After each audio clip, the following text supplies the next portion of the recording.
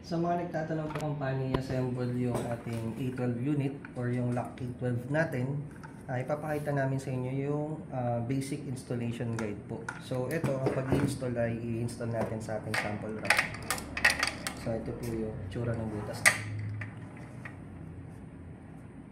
First step po natin ay kailangan alamin natin kung anong side yung door handle natin. Kasi ito ay rotatable. Pwede po siyang left, pwede po siyang right. So on my part, isa-set ko po siya ng left-handed. Para po ma-direction natin, makikita nyo meron po ditong screws or yung pinaka-pang lock nya. Kailangan lang po nating tanggalin yan. Then kapag natanggal na po, isa-set lang natin yung direction ng handle natin. Since ang sabi ko kanina ay left, itututok ko lang po siya sa left. Then yung butas na nandito sa taas kanina or yung nut or yung thread nya, mapupunta rin po siya sa may left part. So ibabalik lang natin yung tornilyo once na ma-i-direction na natin yung lever.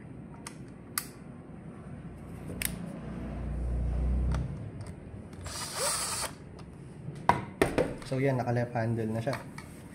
Next naman po is yung back part or yung pinaka pang loob natin or yung back panel. Same lang din po ang process. Tatanggalin lang or ilulusan up lang natin yung screw sa may taas nya.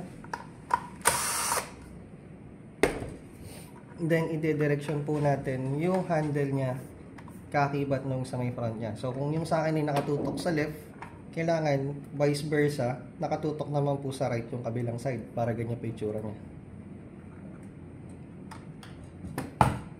Then i-lock po natin ulit.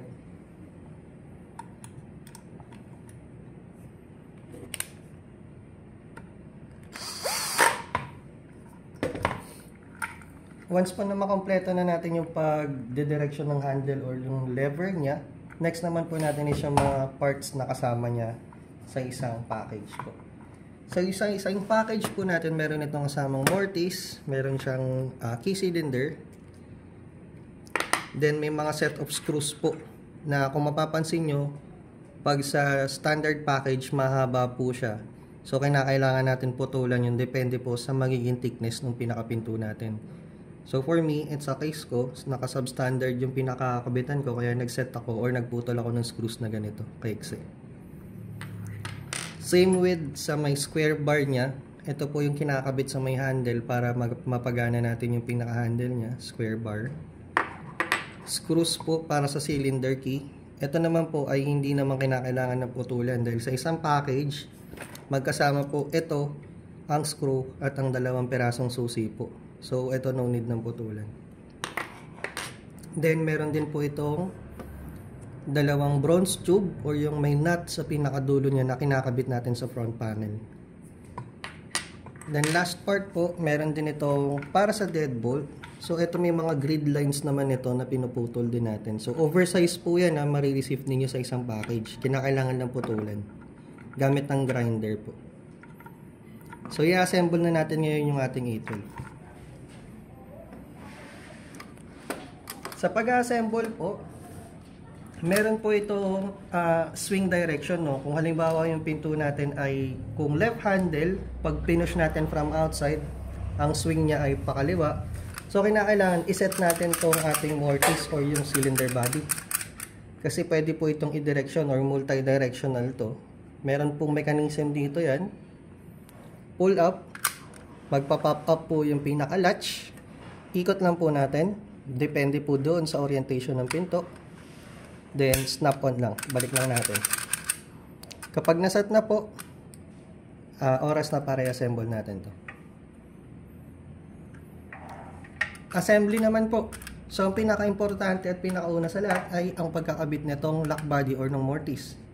Sa case ko, meron na akong naka-pattern dito. So, isasalpa ko na lang siya. Then gagamit ako ng screws na pang aluminum kasi aluminum yung gamit ko.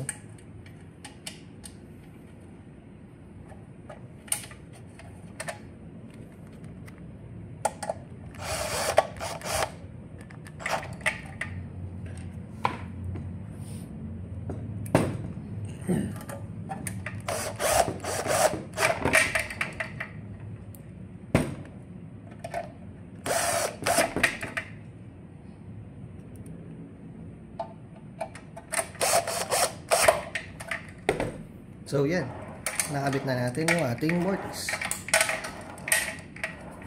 Next naman po ay yung mga mechanism niya sa pinakaloob naman.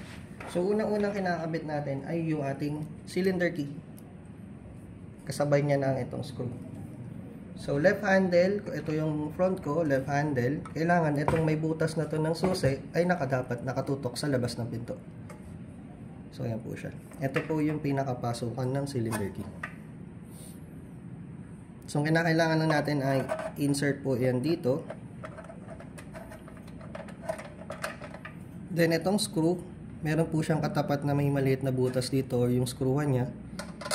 Tusok lang po natin yan. Then kapain nyo lang po kung makakashoot na yung thread niya doon sa may cylinder key.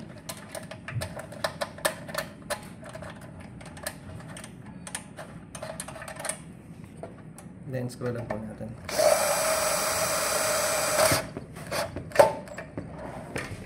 Yan po. So ngayon nakabit na natin yung pinaka-cylinder key niya, no?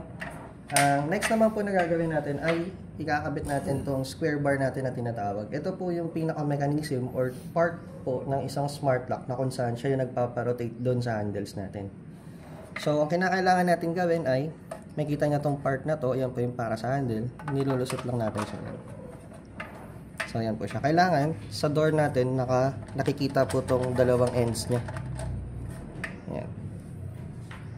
Next is yung pinaka back panel natin kasi ito yung inuuna natin dito.